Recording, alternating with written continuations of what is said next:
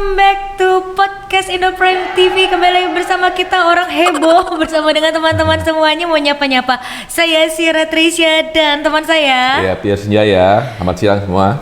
Hai di program Jadi Sukses.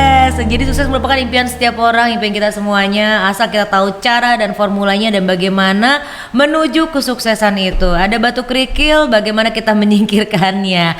Nah, kita akan ngobrolin yang ini nih, sukses inspiration For millennials. Berarti karena muda. narasumbernya juga masih milenial nih. Masih muda. Masih Tapi muda-muda muda. udah jadi bos loh. Muda kaya raya, ini nih gue incer nih. Pengen maksudnya untuk jadi sama seperti kayak gitu, kayak gimana sih jalannya awalnya? Iya. Temennya siapa sih hari ini? Ya, namanya Narasumber Pak kita. namanya Bong Chandra.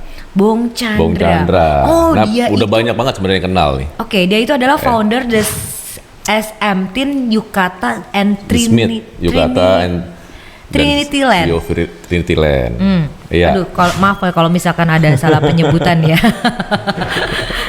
Dan tema kita kali ini adalah yang tadi sudah dijelaskan bahwa sukses, inspirasi sukses pas untuk para millennials. Iya.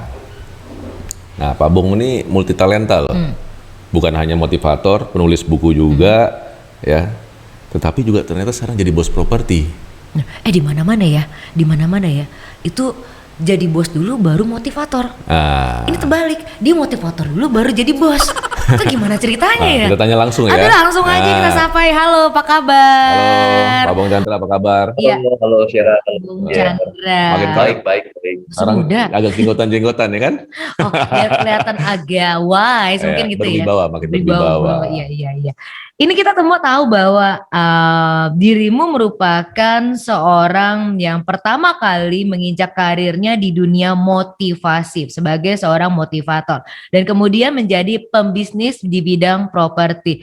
Ini biasanya kalau kita lihat tadi yang sudah kita kepoin di mana-mana, motivator itu biasanya berawal ketika dia sudah sukses mempunyai proyek, mempunyai pekerjaan dan kemudian menjadi motivator. Contohnya Jack Ma ya, masih banyak motivator lain. Ini kebolak-balik. Gimana tuh ceritanya? Mulai dari umur berapa Pak Bong? Iya, awal pertama karirnya dia motivator. Jadi pertama kali memang saya belajar ya dari Pak Tung Desem Waringin. Ya, saya belajar dari Pak Tung Desem Waringin itu bulan Februari tahun 2008. Saya ikut kelasnya beliau itu di Bali ya waktu itu.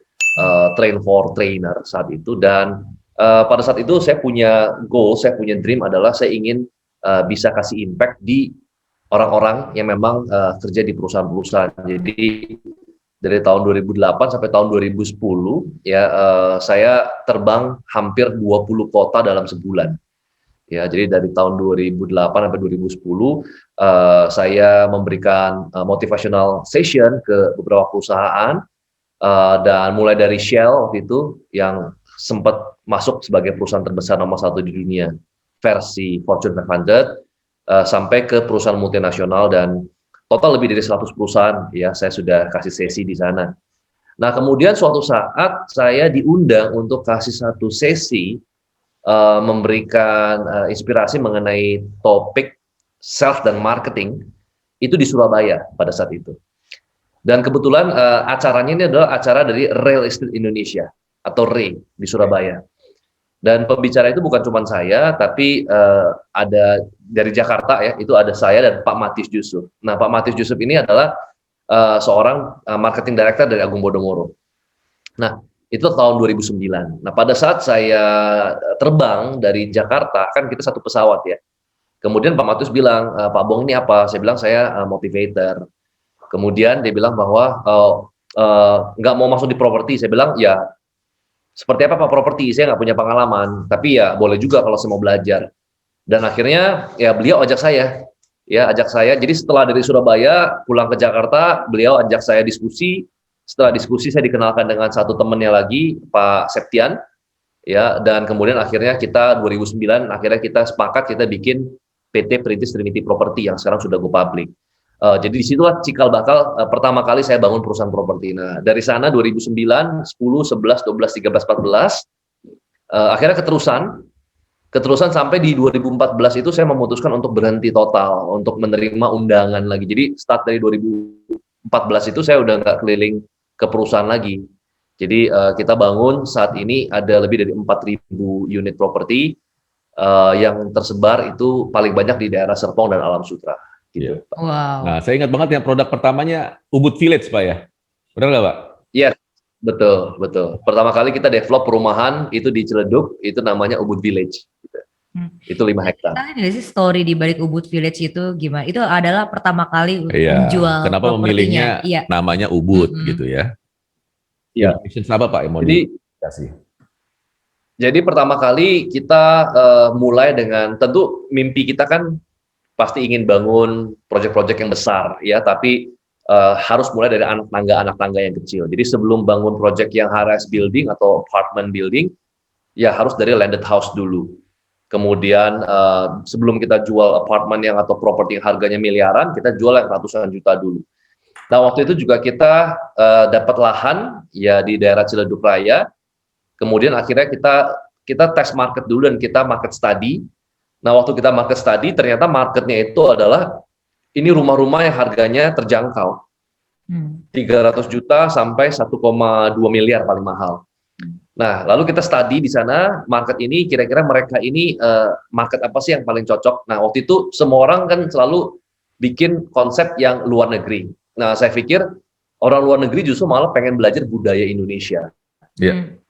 Akhirnya kita fokus, kita bikin konsep Bali aja, kita buat gate depannya itu seperti terasering padi, ya. Kemudian kita buat nama klaster-klasternya itu juga nama-nama, ada Kintamani, ada Lovina, ada rukonya kita kasih nama Kuta Business Center.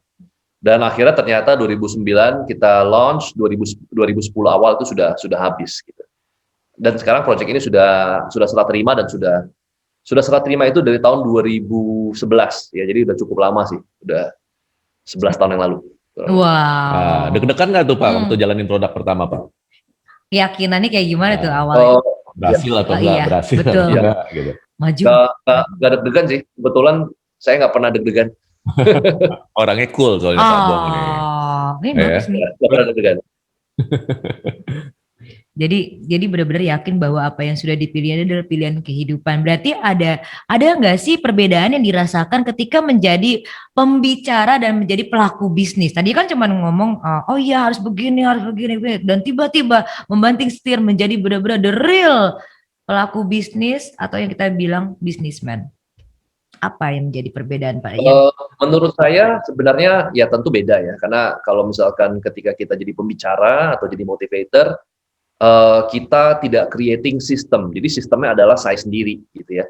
Nah tapi kalau ketika bangun bisnis, sekarang kita kelola lebih dari ribuan staff di bawah kita, nah kita perlu creating system. Creating system artinya adalah misalkan hari ini saya lagi podcast, ya kita ongoing project yang kita lagi bangun sekarang ini ada 3, itu semua berjalan gitu ya. Kemudian juga kita juga ada proyek yang di luar kota, di Batam, kita bangun 20 hektar, itu juga berjalan. Nah jadi hal yang berbeda adalah ketika kita creating bisnis, kita harus creating system. Kita harus bisa kasih tongkat estafet, kita harus bisa coaching, mentoring, agar kita bisa menciptakan orang-orang dengan kapasitas yang seperti kita. Gitu. Kita memberikan kepercayaan dan tongkat estafet untuk bisa bisnis ini berjalan dengan sistem. Itu sih. Nah, susah nggak tuh Pak memberikan tongkat estafetnya, kemudian kan mengembangkan develop the people-nya.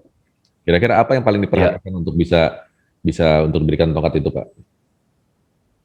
Ya, jadi yang pertama adalah memang personal branding itu adalah hal yang bagus.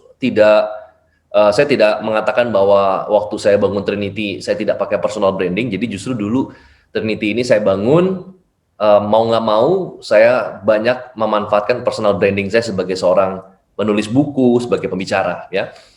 Jadi di customer gathering saya yang memberikan presentation, kemudian di flyer, di brosur itu juga kita masukin profile dari foundersnya. Nah, cuman saya tahu bahwa ini bisa jadi bumerang ya ketika kita terlalu bergantung pada personal branding. Jadi selain personal branding harus juga ada yang namanya corporate branding.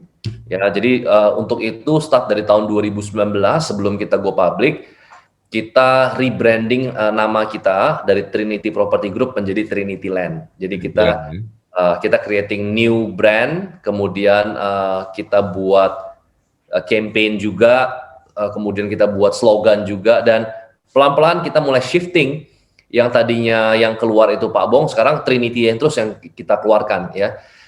Prosesnya sebenarnya nggak sulit ya, tetapi memang kita perlu ambil risiko. Dalam artian adalah yang namanya kita kasih tongkat estafet, kita memberikan kepercayaan kepada orang staff di bawah kita, tentu akan ada yang namanya glitch ya, akan ada yang namanya namanya kita reboot sistem, itu pasti ada yang namanya sesuatu yang nggak akan langsung smooth lancar. Ya, tapi itu part of the process. Ya, ketika itu terjadi, kita nggak bilang bahwa oke ini gagal, enggak juga. Itu memang part of the process. Itu sih. Proses pembelajaran untuk bisa lebih baik dan lebih baik lagi. Ya. Wah, ini kongres dulu nih, Pak. Saya lihat di Instagramnya kan 15 Januari 2020 menjelang usia ke-11 di Trinity Land langsung sudah IPO ya, Pak ya. Prosesnya sendiri bagaimana tuh, Pak? Ke IPO-nya sendiri sulit nggak tuh Pak mempersiapkan sebuah IPO ya? Oke, jadi sebenarnya go public itu adalah pemenuhan, kita cukup memenuhi yang namanya administrasi sebenarnya kita juga sudah bisa go public. Jadi itu sebenarnya bukan hal yang sulit, cuman yang membuat itu butuh waktu yang lama adalah ketika kita itu harus punya good governance. Ya, jadi misalkan meeting-meeting kita tahun 2009, 2010 yang mungkin nggak ada notulen rapatnya, itu harus kita support. Ya, kita harus bisa ingat-ingat kembali untuk kita support data-datanya, ya, minutes of meetingnya. Kemudian juga dari perpajakan, apakah ada pajak-pajak yang kita miss? Kadang-kadang bukan karena kesengajaan, tapi karena yang namanya kita mau go public itu kan semuanya betul-betul harus compile, ya, semuanya harus betul-betul siap gitu ya. Jadi dari perpajakannya, nah kalaupun ada yang kurang-kurang bayar harus kita selesaikan semuanya. Ya, kemudian juga apakah ada transaksi-transaksi yang memang secara skema itu nggak baik. Nah, jadi itu semua teknis. Kita makan waktu kurang lebih 1 tahun, ya. Terus kalau kemudian ada orang yang bilang untuk apa atau apa fungsinya kita go public? Sebenarnya go public ini adalah kan ketika perusahaan ini kita open ya, kita kasih shares kita 20% kepada publik. Artinya adalah sekarang ini perusahaan ini bukan hanya diawasi oleh kita, oleh Dewan Komisaris, tetapi perusahaan ini diawasi juga oleh publik gitu. Nah, ini akan memberikan satu konsep ya manajemen yang lebih baik. Kenapa? Karena semua publik itu mampu melihat ya.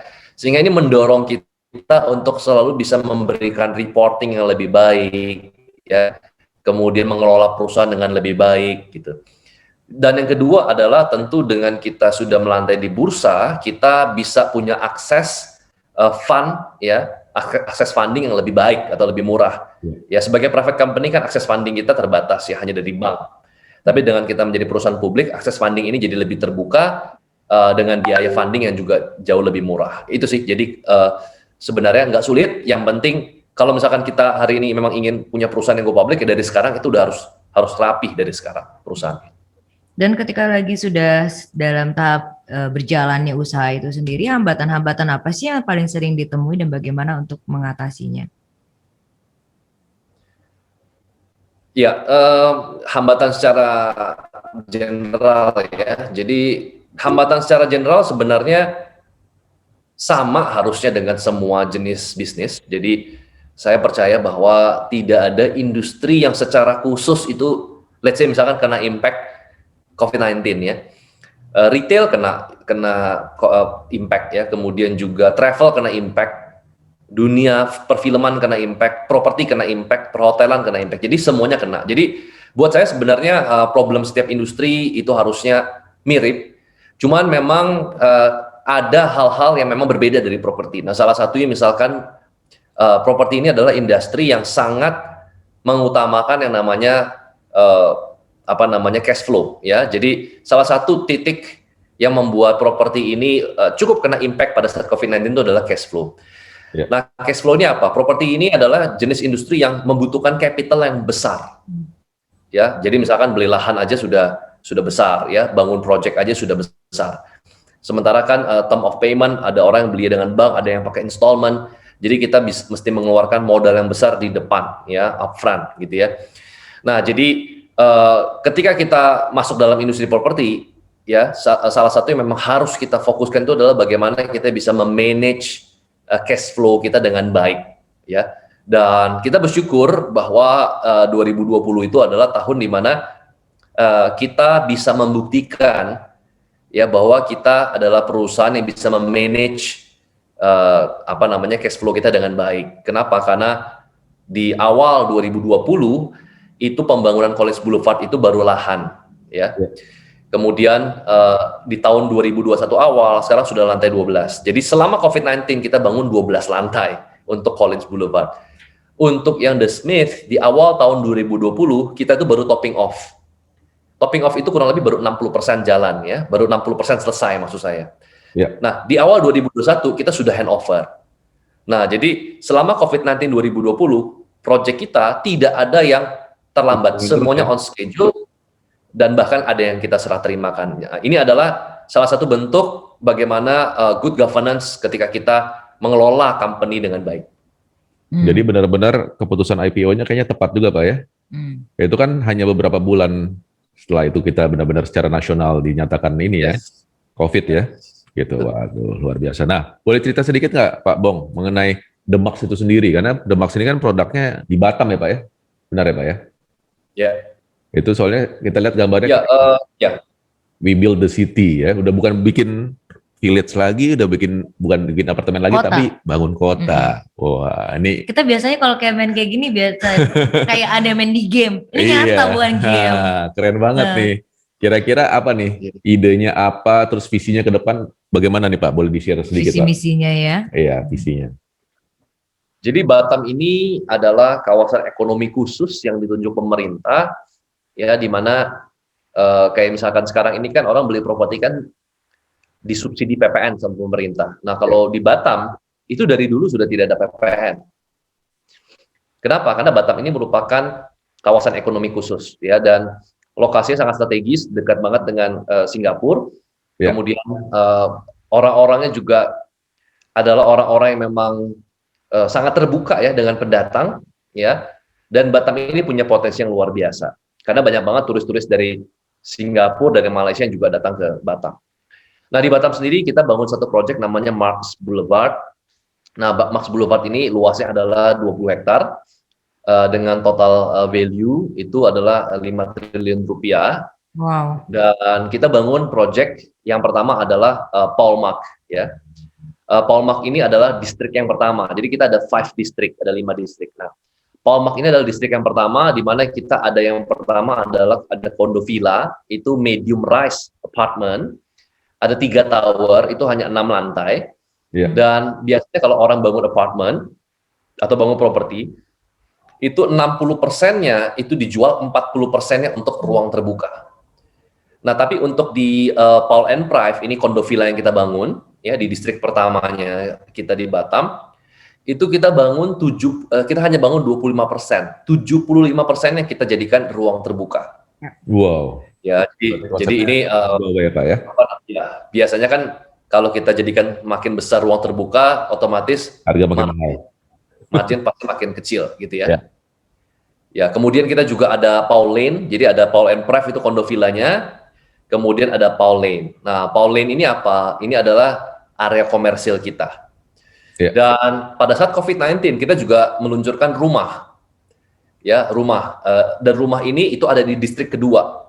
Jadi distrik pertama namanya Paul Mark, distrik yang kedua adalah Glenmark. Jadi Marks Boulevard itu nama besarnya. Di dalamnya ada Paul Mark, ada Glenmark, ada Denmark, dan lain-lain, ada 5. Nah, di COVID-19 ini itu di kurang lebih bulan Mei 2020 kita launching rumah, ya, start dari 700-800 jutaan. Itu namanya adalah Glen The Hive. Ya, itu adalah rumah tapak yang kita bangun di distrik kita yang kedua. Jadi kurang lebih itu konsepnya dari Marks Boulevard, ada 5 distrik, di mana kita bagi distrik pertama dan kedua dan ketiga lebih ke residensial, distrik keempat kelima itu lebih ke komersial. Nanti kita juga akan bangun lifestyle mall juga yang lebih banyak itu di F&B dan outdoor activity. Nah, target marketnya sendiri siapa nih Pak Bong kalau di Batam? Target market kita adalah kalau di Batam ini itu menarik karena Batam ini adalah destination ya. Jadi saya kaget ketemu itu bahwa lebih dari 40% itu adalah orang yang memang come and go. Ada yang dari Surabaya, ada yang dari Jakarta, ada yang dari Kalimantan. Nah, jadi target kita yang pertama adalah investor, itu yang pasti ya. Karena Batam ini bukan orang yang menetap ke sana. Ya, jadi biasanya mereka itu invest bukan hanya sebagai end user tapi lebih ke invest. Tapi kalau untuk rumah itu adalah orang lokal Batam, ya. Tapi kalau untuk apartemen target market kita adalah investor karena mereka bisa punya potensi untuk mereka sewakan, apalagi sebentar lagi keran wisatawan asing itu akan dibuka ya setelah sudah ada vaksinasi, keran dibuka maka akan yang terjadi namanya pent up demand. Pent up demand adalah kita sebut sebagai permintaan balas dendam ya, pent up demand, yaitu satu meledaknya sebuah permintaan akibat tertunda COVID-19. Jadi bioskop kalau setelah ada vaksin ya pasti akan ramai, travel setelah ada vaksin pasti akan ramai. Nah, salah satu akan kena imbasnya yang paling dekat dengan Singapura adalah Batam. Iya. Nah, tapi kalau dari orang asing sendiri bagaimana? Banyak yang berinvestasi juga Pak? Orang Singapura, Malaysia. Untuk saat ini ada tapi hanya kurang lebih di bawah 5% ya. 5%. Jadi belum banyak. Hanya di bawah 5%. Kita lihat sendiri di Batam itu banyak sekali ya. Waktu itu beberapa perusahaan teman saya di Singapura, mereka kalau liburan perginya ke Batam juga. Ya, mereka senang main golf di Batam juga. Ya, jadi kayaknya mereka benar-benar tetanggaan seperti itu. Ya, betul. Menarik banget nih. Kita kan lihatin sini ya untuk supaya kita mempunyai belajar untuk properti, karena properti ini kan adalah bisnis yang menjanjikan. Tapi kan lagi-lagi ya banyak orang yang berpendapat, waduh itu berarti butuh modal besar dong saya untuk bisa ikutan menjual sebuah rumah atau membuat sebuah apartemen atau apa, kan butuh modal besar. Jadi apa yang mesti saya lakukan, modal apa? Misalkan ada pertanyaan seperti itu, apa sih yang mesti dilakukan? Apakah memang harus membutuhkan investor untuk membeli suatu lahan atau gimana sebagai pemula ketika ingin ngelirik dan seperti Pak Bong sendiri gitu? Ya, jadi untuk teman-teman yang memang mau masuk dalam dunia properti, sebenarnya stream of income dari properti itu banyak banget. Jadi developer hanya salah satunya. Jadi developer itu adalah kita membeli lahan, kita mengembangkan, kita menjual lagi atau kita menyewakan. Tapi ada juga memang orang yang di properti itu hanya fokus dengan bukan hanya membangun dan menjual, tapi misalkan mulai dari bisnis kos-kosan, itu yang skala yang lebih kecil misalkan. Bisa juga ada beberapa orang mungkin bukan bangun kos-kosan, tapi mereka invest properti secara one by one, misalkan di apartemen, lalu kemudian mereka sewakan di Airbnb, itu juga bisa. Ya. Atau ada juga orang yang mendapatkan income properti dari property management misalkan, jadi mereka mengelola properti. Ya, misalkan apartemen kita sudah jadi, itu di-manage oleh Jones Lang LaSalle dari Amerika Serikat. Itu perusahaan manajemen properti. Jadi mereka dapat income itu dari manajemen. Kemudian ada juga orang yang dapat bisnis propertinya karena mereka buat platform, misalkan seperti Travelio, rumah123.com, atau yang terakhir mereka juga bisa dapat income dari properti ketika mereka membangun real estate brokerage. Mereka punya agent properti seperti Ray White, Era, Century 21, ya. Nah, jadi kita lihat dulu nih. Ya tentu masing-masing bidang properti yang tadi mungkin ada lebih dari 6, modal pun beda-beda. Nah memang modal yang paling besar adalah yang developer. Nah jadi developer pun juga banyak step yang harus kita perhatikan. Ya tentu saja kalau dulu kita banyak membeli lahan, tapi sejak COVID-19 bisnis model kita berubah. Sekarang kita lebih banyak yang namanya kerjasama, joint venture dengan pemilik lahan. Ya jadi kita joint venture kerjasama 50-50. Bagi hasil, lahannya kita akan bayarkan setelah propertinya terjual. Ya, nah ini adalah bisnis model baru sehingga kita nggak perlu keluar biaya. Nah tapi untuk bisa sampai ke tahap itu, ya kita keluar biaya tetap untuk biaya bangunnya, tapi tanahnya at least kita nggak keluar biaya. Bangunnya tetap kita perlu biaya. Nah tapi untuk sampai ke tahap itu kan butuh branding, perlu ada namanya reputation. Karena orang itu kan nggak mau ambil resiko mengkerjasamakan tanahnya dengan property developer yang dianggap nggak capable, sehingga nanti malah properti yang nggak laku, nyangkut, malah tanahnya nanti jadi nyangkut, jadi sengketa. Ya, Ya, jadi kita mesti bangun personal branding kita step by step ya. Kita bisa mulai dari developer yang start develop ruko 5 unit, 10 unit, rumah, ada yang kita bikin townhouse kecil-kecilan 10 unit, 15 unit. Start small, pelan-pelan, nanti lama-lama bisa digulung menjadi hal yang lebih besar. Kurang lebih seperti itu. Iya. Nah, yang menarik juga Pak Bong saat ini ada Salt Ventures ya Pak ya. Nah, Salt Ventures ini mengkhususkan untuk visi di bidang apa aja nih Pak? Properti juga atau bisnis startup juga atau bagaimana Pak? Ya, jadi kalau tahun 2019 awal, jadi saya dirikan venture capital firm, namanya adalah Salt Ventures. Sebenarnya inisial idenya adalah saya ngelihat banyak banget orang-orang atau pelaku atau founder startup, mereka itu pintar, mereka punya ide yang bagus, mereka punya eksekusi yang bagus, tapi mereka tidak punya akses pendanaan. Iya. Ya, karena akses pendanaan dari bank seringkali mereka membutuhkan yang namanya collateral asset, hard asset seperti properti atau tanah. Sementara banyak founder startup, mereka itu baru mulai, jangankan aset properti, ya, mereka inventory aja mereka nggak sanggup, ya. Sehingga akhirnya kita melihat ini sebagai sebuah peluang bahwa kalau misalkan kita bisa memberikan akses pendanaan kepada early growth stage startup, pasti mereka ini bisa berkembang, gitu ya. Nah, sehingga akhirnya kita bangun venture capital firm namanya Salt Ventures 2019 awal, di mana kita fokus untuk memberikan pendanaan kepada early growth stage startup. Jadi startup yang memang dalam posisi yang memang lagi bertumbuh. Ya. Nah, tiket size kita masuk itu adalah sekitar 250.000 sampai $1 juta untuk tergantung dari size startup yang memang dia lagi di mana. Apakah dia lagi di tahap betul-betul baru initial idea, ataukah memang dia di tahap sudah bertumbuh secara eksponensial. Nah, kita sesuaikan tiket size kita. Iya. Wah, berarti ide aja udah bisa di-funding, Pak? Beberapa, tapi nggak semua. Oke. Nah, sekarang ini yang sudah dapat fundingnya ada berapa nih, Pak? Startup-startupnya, Pak? Ya, sekarang kita sudah memberikan funding kepada 15 perusahaan sih. Wah, 15 ya, menarik banget. Wow, ada yang konsep-konsepnya unik nggak, Pak? Bisa diceritakan? Ya, kita salah satu yang pertama kali kita invest itu adalah Autospector.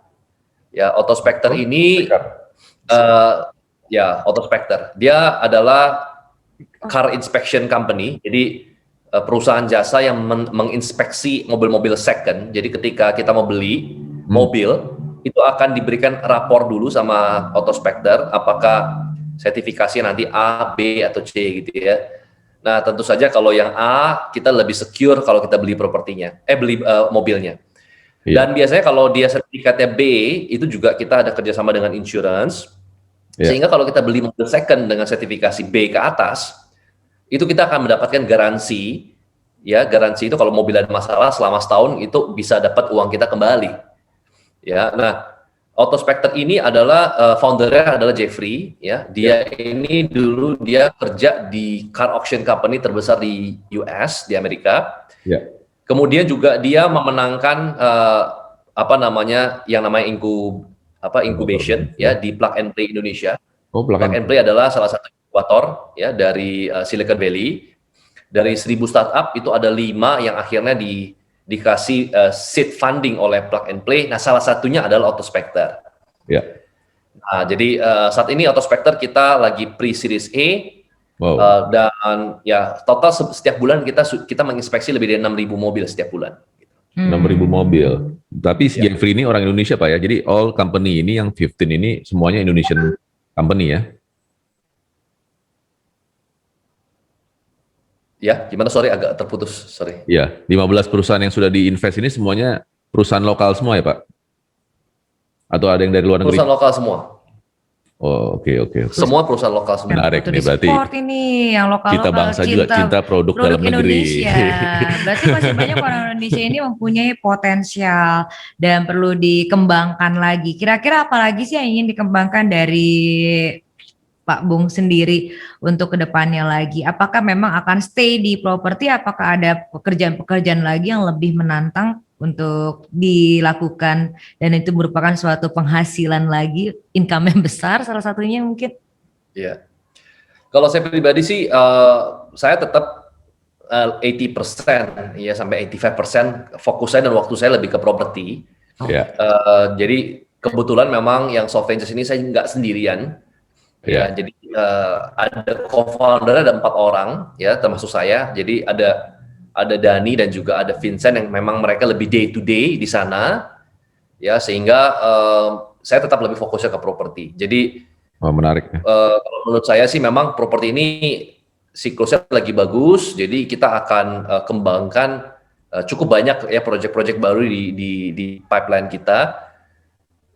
Dan itu akan memakan waktu yang cukup lumayan banyak pasti. Banyak Pak ya. Sampai beberapa tahun ke depan. Bagus ya. Termasuk ada Pak Helmi juga kayaknya Pak ya. Saya lihat di Start Ventures ya Pak ya. Ya, kita ada invest di company-nya Pak Helmi. Jadi Pak Helmi itu punya multi-channel network company, namanya adalah R66 Media. Ya, nah R66 Media ini adalah multi-channel network yang memang fokus mengelola account YouTube dari para creator. Ya, jadi beberapa creator sudah under management dari R66 Media. Kemudian juga dalam waktu dekat kita juga akan MOU kerjasama juga dengan malasbanget.com. Ya, banyak sih kita sudah mengelola lebih dari 15 creator dengan lebih dari 9 juta subscribers. Gitu. Wow. Waduh, gokil ya. Gemeter. Aduh, benar-benar nih Pak Bong bisnisnya bisnis kreatif semua nih ya. Benar-benar. Apa kita mau belajar nih? Mau lagi belajar, mau jadi investornya mungkin bisa. Terus ada itu juga Pak Bong ya, buku ya, yang mentorgue.id ya. Ya, itu juga salah satu. Ada investasi di sana juga Pak. Yes, betul. Jadi mentor gue itu adalah Blinkist-nya Indonesia. Jadi kalau di luar negeri ada yang namanya Blinkist, di mana kita bisa baca buku ya, tapi dengan audio. Jadi buku ini sudah disummarize oleh audio selama 10 menit, betul. 10 menit juga. Kalau ada orang yang 10 menit ya. Quality semua, udah langsung straight to the point. Nah, terus yang menarik nih di situ Pak Bong cerita tuh tentang faktor 10.000 jam. Apa tuh? Itu gimana tuh Pak? Bisa di-sharing juga sedikit Pak? Oh ya, jadi ya memang faktor 10.000 jam itu sebenarnya bukan dari saya baca buku dari Malcolm Gladwell, judulnya adalah Outliers. Nah, di dalam bukunya Malcolm Gladwell dikatakan bahwa orang-orang yang hebat, orang-orang yang dikatakan beruntung adalah orang-orang yang memang mereka itu ternyata sudah melakukan hal yang sama secara konsisten selama 10.000 jam. Jadi that's why kenapa mereka jadi master dan akhirnya ya mereka hebat. Nah, karena hebat mereka dibilang beruntung. Iya, iya.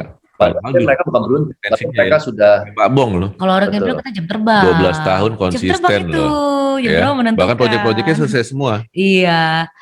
Sama konsentrasi fokusnya mungkin itu. Dan kayaknya juga banyak blessing ya, Pak Bong ya. Benar nggak Pak? 10 tahun, kemudian IPO, habis itu baru COVID. Meleset dikit aja tuh, aduh udah bahaya banget juga loh. Mendapatkan partner yang baik. Nah, itu kan dari itu juga menentukan kan. Tim kita menentukan nggak, bener nggak? Mungkin dalam pemilihan partner dan tim itu tipsnya apa aja sih supaya kita mendapatkan orang yang tepat dan nggak salah? Karena kan kita kan akan berjalan dan maju bersama-sama, nggak mungkin sendiri-sendiri. Ya, jadi ya partner itu salah satu my strength ya, mencari partner itu. Kenapa? Karena tidak ada bisnis yang saya bangun itu nggak tanpa partner. Jadi saya nggak pernah bangun bisnis itu sendiri. So far, seumur hidup saya nggak pernah bangun perusahaan sendiri. Iya. Kenapa? Karena saya percaya bahwa bisnis itu seperti puzzle. Ya, dan Tuhan udah ciptain orang itu berbagai macam karakter, temperamen yang berbeda-beda, dan expertise yang berbeda-beda. Nah, kalau kita bisa ketemu puzzle-puzzle tersebut dan dipasang, ya ini akan jadi satu mesin yang akan bekerja dengan sangat baik, gitu ya. Nah, bagaimana mencari partner yang baik, kemudian ya 12 tahun semua bisnis saya berpartner dan saya punya lebih dari 100 PT dan so far nggak ada yang ribut gitu ya. Nah, bukan nggak ada yang ribut sebenarnya, tetapi di sini yang paling penting adalah kita jadi partner yang baik dulu ya. Kenapa? Karena kalau kita jadi partner yang baik, otomatis kita akan mendapatkan partner yang baik. Jadi kalau ada yang bilang, ada orang yang cerita, Pak, saya itu ditipu beberapa kali, kemudian ditusuk dari belakang beberapa kali. Itu jujur saya bingung, kenapa kok bisa sampai terjadi beberapa kali. Something wrong.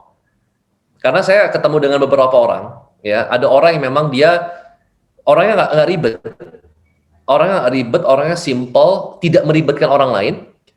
Lucunya, setiap klien yang didapatkan itu adalah orang-orang yang sama kayak dia. Orang-orang yang simple, orang-orang yang nggak ribet. Tapi saya punya teman, ya kenalan saya, dia tuh orangnya agak complicated. Setiap kali ketemu klien, dia ketemu klien yang complicated. Jadi, betul, partner kita adalah cermin kita, suka nggak suka. Benar. Oh, I see. Nah, jadi harus baik dulu, ya. Jadi kita harus mempunyai positive vibe-nya, sesuatu hal yang apa ya? Kalau orang bilang katanya adem dulu kali ya, orang lihat kitanya itu, dan mempunyai tujuannya yang baik. Kalau udah mau mikir kaya sendirinya, tanda kutip juga tuh, bahaya, mesti dicegah. Terus apalagi sih yang sekarang ini katanya ada juga ini ya, salah satunya menulis karya lagi, The Fifth Season. Buku terbaru Pak Bong ya? Iya betul ya, The Fifth Season. Jadi ini buku itu apa sih isinya, dan ini sudah buku keberapa yang sudah menjadi karya dari Pak Bung sendiri? Ya, jadi ini kalau nggak salah buku keempat ya, buku keempat saya. Saya ada pernah nulis buku juga dengan Pak Pierre ya. Ya. Jadi yang The Fifth Season ini sebenarnya buku yang saya tulis iseng, dan ini self publishing. Jadi waktu itu kan kita masuk ke COVID-19 adalah satu situasi yang mungkin kita belum pernah alami. Sehingga karena ini adalah hal yang anomali, saya terpikir ya ini sama seperti musim kelima, kan 4 musim biasanya ya, spring, summer, fall, dan winter. Ya kalaupun ada musim yang kelima ini kan aneh kan. Benar. Nah jadi di musim yang kelima ini, ya di dalam buku ini saya bahas bahwa ini bukan pernah hanya terjadi sekali pada saat COVID-19, tapi kita pernah lewati. Kita pernah lewatin Spanish flu, kita pernah lewatin the Great Depression, kita pernah lewatin global financial crisis, kita pernah lewatin beberapa kali krisis, kita pernah melewatin World War I, World War II. Nah, jadi yang saya tahu adalah dari data yang ada di masa lalu, setiap kali terjadi the fifth season, setiap kali terjadi namanya krisis, itu selalu akan diakhiri dengan the long period of prosperity. Wow. Jadi masa prosper, masa makmur yang panjang itu terjadi biasanya after crisis. Benar. Kenapa? Ya, karena setiap kali krisis itu pemerintah, government itu selalu memberikan stimulus atau bantuan. 2008 US mencetak stimulus itu 800 miliar dolar. Bulan Mei 2021 US mencetak stimulus, dolar itu 1,2 triliun dolar, dan kemarin mencetak uang lagi. Nah, jadi artinya adalah stimulus ini itu akan ditransfer langsung ya kepada orang-orang yang membutuhkan untuk menggerakkan kembali ekonomi. Nah, ketika ekonomi dan daya beli kembali, hasilnya ya mereka banyaknya uang yang beredar ini itu akan membuat bisnis itu menjadi jauh lebih baik ya, dan akhirnya terjadi namanya long period of prosperity. Contohnya di 2008 ketika terjadi global financial crisis, 2009 sampai 2019 US itu mengalami satu periode yang disebut sebagai the longest expansion ever.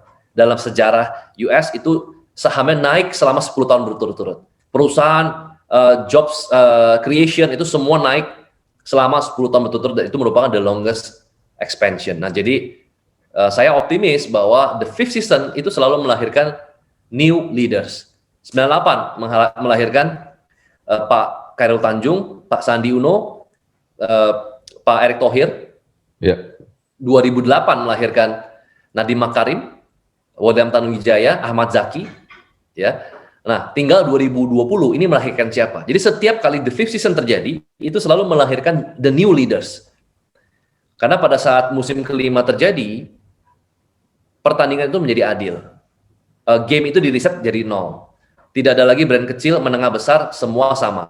Brand besar pada saat musim-musim normal, mereka tidak mau kolaborasi dengan brand kecil. Tapi pada saat the fifth season, brand besar membutuhkan brand kecil. Karena brand kecil dianggap punya community mereka sendiri. Punya tribe mereka sendiri. Nah, jadi banyak banget brand besar tuh mau collab dengan brand yang kecil. ketika terjadi momen-momen yang anomali seperti di fifth season. Iya. Dan yang menarik bukunya ini juga self publishing ya Pak Bong ya? Yes, betul. Kalau pesan langsung di Instagram atau di mana Pak? Kita ada di Tokopedia, tapi nanti lihat di bio Instagram saya aja, nanti di situ ada linknya. Mantap. Gampang, pokoknya sekarang mau sesuatu tinggal klik aja. Saya ingat banget tuh buku pertama Pak Bong, Pak Bong masih pakai jas putih. Oh, apa ya? Pak, jas putih, kacamata, ya kan, kayak Dokter. apa namanya? Kayak lagi bridal gitu. Oh, foto season untuk pernikahan. Tapi sekarang udah married, anaknya udah 2. Blessing ya, udah dapat semuanya. Masih cowok lagi Pak ya? Bener nggak Pak? Betul. Boys. Udah punya bisnis, established. Tapi kalau kita melihat ya, bisnis itu kan mengalami lika-liku. Udah pasti kan udah dialami juga oleh Pak Bong. Tapi akuin deh, yang mana di antara semuanya ini yang lumayan challenge dan agak ada tingkat lebih kesulitannya sulit, ya. Tinggi gitu. Soalnya Pak Bong bisnisnya banyak banget. Dulu pernah punya bisnis restoran juga di Kelapa Gading ya Pak ya? Bisnis restoran yang Kelapa Gading Pak? Sorry. Bisnis yang paling complicated di antara semua yang sudah ditangani. Yang paling complicated. Okay. Dulu punya bisnis. Iya, ya Pak Bong ya. Oh, serius? Viral itu, banyak yang foto-foto dalam penjara. Oh, apa itu? Ya, jadi ya buat saya sebenarnya semua bisnis itu ya punya hal yang complicated sesuai dengan masing-masing ya. Tapi sekali lagi ya kita perlu recruiting ya tim yang memang capable untuk itu. Ya. Jadi beberapa kali orang tanya di sosial media, Pak Bong kerja berapa lama, bergadang atau bangunnya berapa. To be honest, dari saya start merintis sampai sekarang itu saya nggak pernah kerja. Saya rata-rata kerja sehari itu 3-4 jam aja.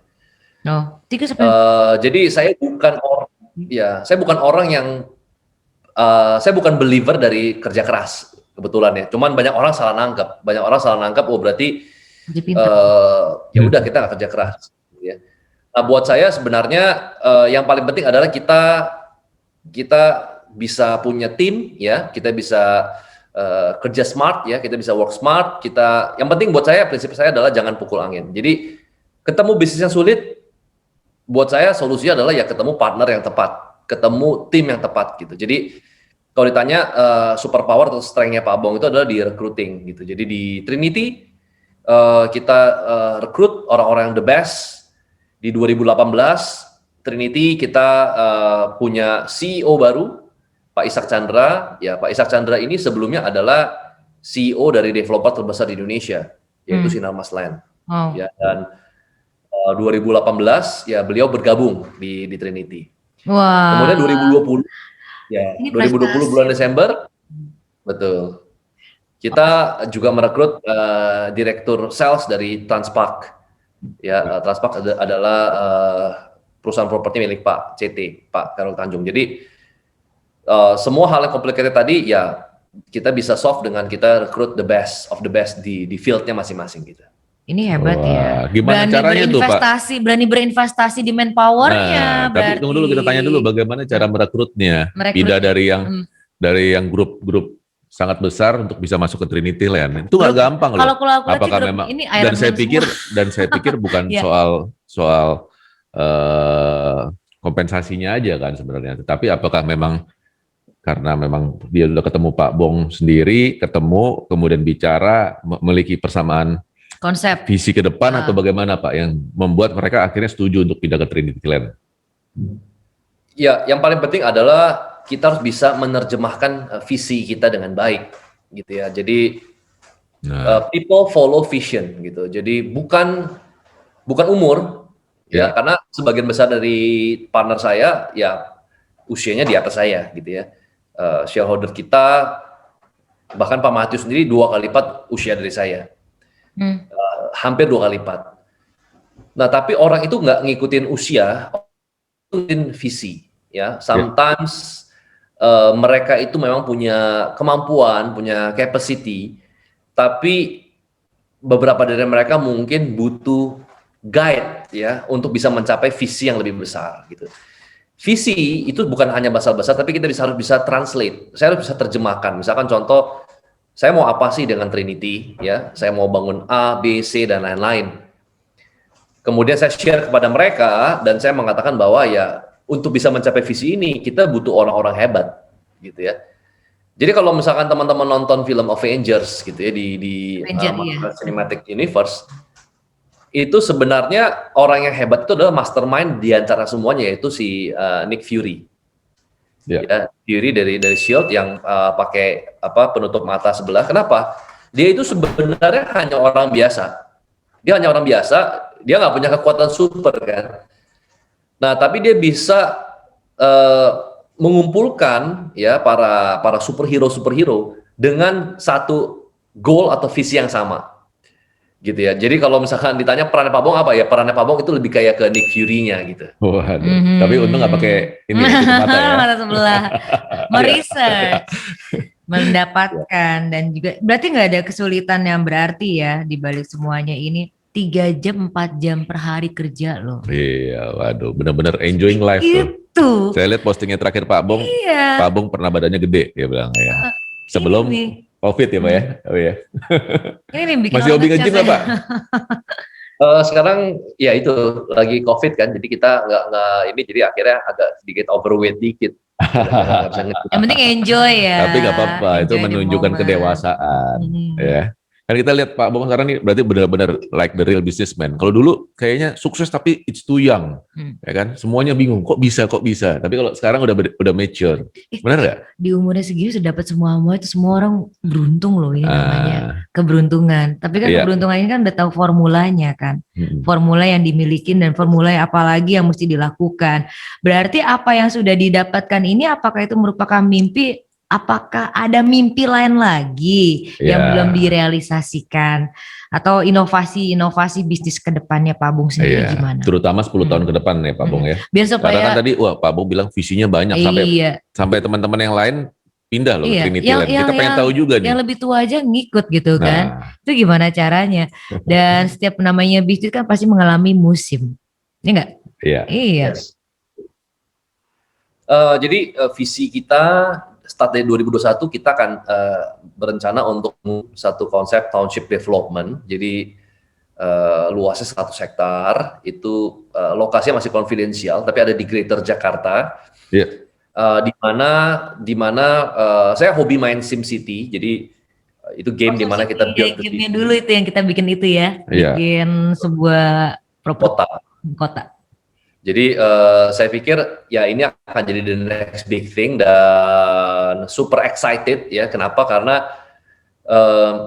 biasanya pada saat kita merancang sebuah project itu kan kita akan menunjuk ya konsultan. Yang pertama adalah pasti master planner. Dan kita di Batam kita pakai ICOM, itu World Class Master Planner, yaitu dari US. Nah, tapi kita akan pakai yang beda lagi, yang lebih baik untuk memasterplankan 100 hektar ini, sebuah kota, di mana nanti di dalamnya selain residensial itu of course ada, tapi secara khusus saya akan bangun ini sebagai sebuah kota yang lebih sustainable.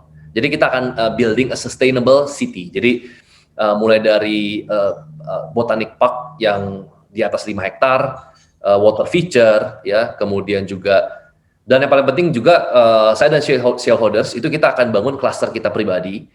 Untuk kita punya family and friends dan relatives, jadi kita pun pengen kasih tunjuk, tapi ini nggak dijual ya, ini hanya untuk shareholders dan family and friends, bahwa kita pun juga hidup di sana, kita tinggal di sana, kita punya rumah di sana. Itu salah satunya. Kemudian goal berikutnya di usia 40 ya, saya berencana untuk membeli satu klub sepak bola di Premier League. Wow, merinding. ngeri. Beli atau pindah ke sana juga? Jangan-jangan udah mau tinggal di UK nih. Udah malas dari Jakarta ya, kurang enak kali. Serem loh. Hanya beli aja sih. Iya. Berarti udah ada tim incarannya juga dong ya, pasti ya, yang diincar ya dari sekarang Pak ya? Udah ada. Bocor belum? Pengen tahu. Bocorannya siapa sih? Yang menjadi favorit? Masih belum tahu sih, tapi kurang lebih ya saya akan incar yang lebih di kota-kota besar. Nah, kota-kota besar. Biasanya kota besar kalau nggak merah biru udah gampang gitu. Aduh, kita kayaknya udah ini ya. waktunya ya. Iya. Itu juga yang sudah. Waduh, seru banget nih ya, kalau kita bicara ini. Tapi memang ngobrol. Pak Bong ini adalah seorang sosok yang sensasional. Ya, lompatannya nggak bisa diikuti oleh semua orang sebenarnya. Tetapi siang ini kita belajar banyak hal sehingga bisa menginspirasi lebih banyak lagi generasi muda saat ini. Nah, makin muda makin banyak duit itu luar biasa. Susah caranya di mana-mana kan udah usia-usia matang baru punya. Ini udah dari 20-an udah wah meniti dan udah mendapatkan yang dimana orang bilang tuh sulit untuk melakukan ini, ternyata tidak sulit bagi seorang Bong Chandra. Iya. Terima kasih ya Pak Bong udah datang sih, maksudnya sudah memberikan sharing informasi bagaimana kita untuk menjadi seorang yang sukses, tidak takut menghadapi yang namanya tantangan dan pintar melihat peluang dan tahu bagaimana meng-hire partner-partner yang tepat buat kita. Ini pelajaran. Dan fokus juga, fokus dalam bekerja ya. Walaupun cuma 4 jam aja tapi tetap produktif loh. Pengen loh kayak gitu. Pengen gue gitu. Sukses selalu buat pekerjaannya, usahanya, buat keluarga juga, dan selalu jaga protokol kesehatan, sehat, dan timnya semakin solid. Dan kapan ya kita diundang ke Batam gitu? Kalau penasarannya sih nanti produk yang kota terbarunya nih, karena lebih dekat. Iya. Surrounding Jakarta. Kita mesti diajak nih jalan-jalan ke sana nih ya. Ditunggu nih tiketnya. Pak Bong banyak rumahnya di mana-mana. Dulu saya ingat bilang, "Wah, Pak, saya baru jual rumah di PHG." Ya kan? Rumahnya ada lift kan. Sekarang tinggalnya ada di Yukata juga ada, nanti di Batam juga ada, nanti yang baru juga ada. Luar biasa banget nih. Ya, nanti paling mungkin yang paling agak challenging yang di Bali nih Pak ya. Kita tunggu project, siapa tahu kalau Pak Bong ada project di Bali. Kita wawancara lagi. Kerjaan kita wawancara. Makasih ya Pak Bong ya. Thank you Pak Bong. Ya, thank you waktunya. Salam buat keluarga. Ya, terima kasih. Dan merinding aku. Dari tadi ngedengerin ceritanya. Merinding kenapa? Karena sukses banget ya. Iya udah dapetin semuanya. Jadi ternyata kalau orang dulu bilang muda nggak bisa sukses itu berarti sudah dipatahkan. Udah dipatahkan bahwa di usia muda itu adalah usia di mana kita konsentrasi bisa menjadi sukses, menjadi kaya, kenapa enggak? Ini udah contoh nyata real di depannya nih, real nih ya. Itu mau jualan apa nih? Kenapa? Mau jualan apa lagi? Bangun rumah jangan lupa untuk para penonton Sobat Indo Prime ya, kalau mau kita mengundang narasumber lainnya yang lebih inspiratif lagi bisa tulis nanti di kolom komen. Ya silakan komen dan berikan saran dan masukan kira-kira siapa yang ingin di request tokoh ya. Karena kan banyak kita nih sekarang ini ya. Kita akan usahakan datangkan narasumber. Juga, ya Gak kan? usah datengin, pokoknya bisa langsung aja tadi kan kayak melalui layar online kita bisa berinteraksi dan apa aja yang menjadi topik menarik silakan komen di YouTube channel kita Podcast Indo Prime TV, khususnya di program Jadi Sukses. Karena jadi sukses itu bukan impian tetapi milik kita semuanya, asal kita mempunyai fokus, sabar, dan kita tahu apa yang menjadi cita-citanya kita. Waktunya. Goalsnya. Saya. Goals. waktunya. Gue Syira Trisya pamit dulu dari layar YouTube Anda dan partnerku. Iya, Pierce Jaya, ketemu lagi di program Jadi Sukses lainnya. Berikut-berikutnya yang pasti banget menginspirasi kamu semua. Inspirasi buat kita semuanya. Yuk.